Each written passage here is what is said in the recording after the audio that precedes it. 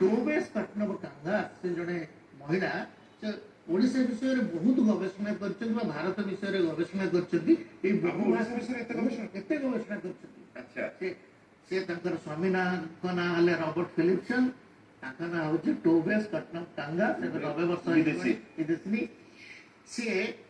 ओडिशार जनजातिर पिला माने आमर भाग्यर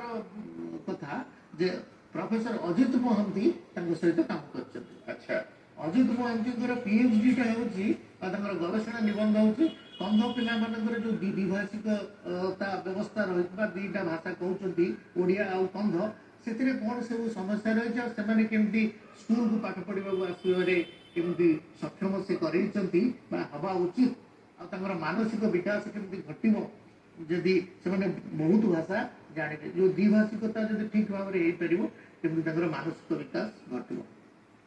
तेणु आम गर्व करवा विजय प्रसाद महापात्र को लेकिन जे कि बहुभाषिकता विषय से चर्चा आरंभ करते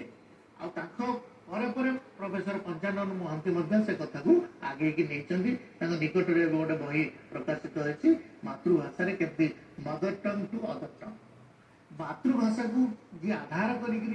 जो पिला माने अन्य भाषा शिखिबे सी अन्य भाषा रे मध्य बेसी दक्षता अर्जन करें जहाँ द्वारा बहुभाषिकता हेले प्रोफेसर पंचानन महांती गोटे गुरुत्वपूर्ण कथा कहते जदि जड़े एकाधिक भाषा जानूची तार जो आमर बार्धक्य जो पार्किंसन रोगटी हुए से 10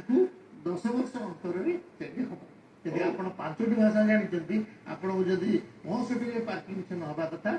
75 आड़ घुसी आस। अच्छा बहुभाषिकता भाषा को लेकिन चिंता करिवा कहला माने से भाषा को तो माइंड आपनकर एक्टिव रहे। हां हमर ए जो कॉग्निटिव जो प्रोसेस ता सेटा सक्रिय हेई उठे ए मस्तिष्क जो दीटा फाड़ा से कहते हमको पढ़ौतले जो दीटा फाड़ा मस्तिष्क बाम गोलार्ध दक्षिण गोलार्ध तो ता भीतर जो सब कार्यकलाप रही सेटा बेसी सक्रिय हुए और मस्तिष्क गोटे अभिधान अच्छी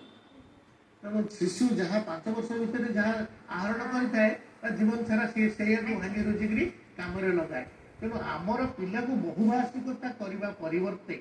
आम जो अधा अधा जो सेमी बाइलिंगुअल गोटे भाषार संपूर्ण जो अधा अधा जानते से आम गोटे प्रकार संकट घटाऊ।